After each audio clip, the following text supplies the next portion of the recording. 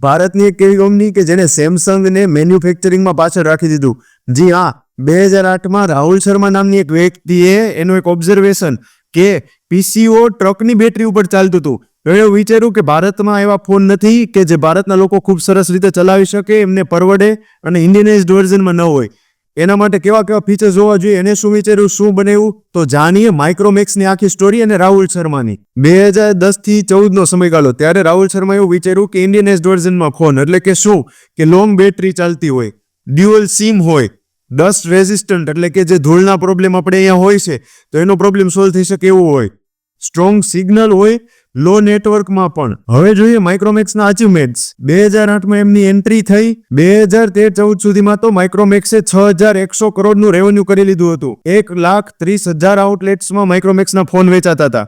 2014માં 20% market share માઇક્રોમેક્સનો હતો. એમણે 2014માં એક ક્વાર્ટરમાં તો સેમસંગને પણ પાછળ રાખી દીધું હતું વેચાણમાં, અને એ એવી પહેલી કંપની બની કે લોકલ એવી કંપની કે જેને ગ્લોબલ બ્રાન્ડને વેચાણમાં પાછળ રાખી દીધું હોય. હવે સમયગાળાની વાત કરીએ 2015 થી 2019 કે જ્યારે માઇક્રોમેક્સનો ડાઉનફોલ એટલે કે હવે એનું પડતી ચાલુ થઈ હતી. ભારતમાં હવે ચાઇનીઝ બ્રાન્ડ જેમ કે શાઓમી, ઓપ્પો, વિવોની એન્ટ્રી થઈ ચૂકી હતી. એ બધાએ બેટર હાર્ડવેર, ઓછો ભાવ અને એગ્રેસિવ માર્કેટિંગ કર્યું હતું. આ સમયે માઇક્રોમેક્સે 4G સ્વીકારવામાં ખૂબ જ વધારે સમય લગાડી દીધો હતો. R&D એટલે કે રિસર્ચ એન્ડ ડેવલપમેન્ટમાં પણ ખૂબ ઓછું રોકાણ કર્યું હતું. માઇક્રોમેક્સનો માર્કેટ શેર જોઈએ આપણે.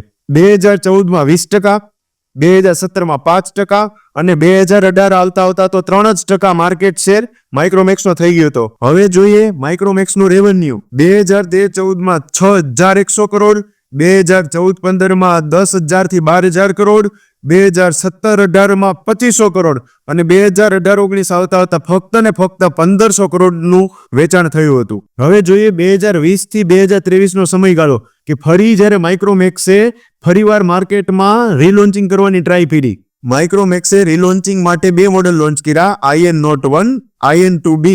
મેડ ઇન ઇન્ડિયાથી એને પ્રમોટ કર્યું. હાઇપ ખૂબ જ હતી પણ માર્કેટે રિસ્પોન્ડ બહુ ન આપ્યો અને રિટેલ સ્માર્ટફોનમાં જે માઇક્રોમેક્સની લીડરશિપ હતી એ હવે પૂરી થઈ ગઈ. હવે વાત કરીએ 2023 થી 2025 સમયગાળાનો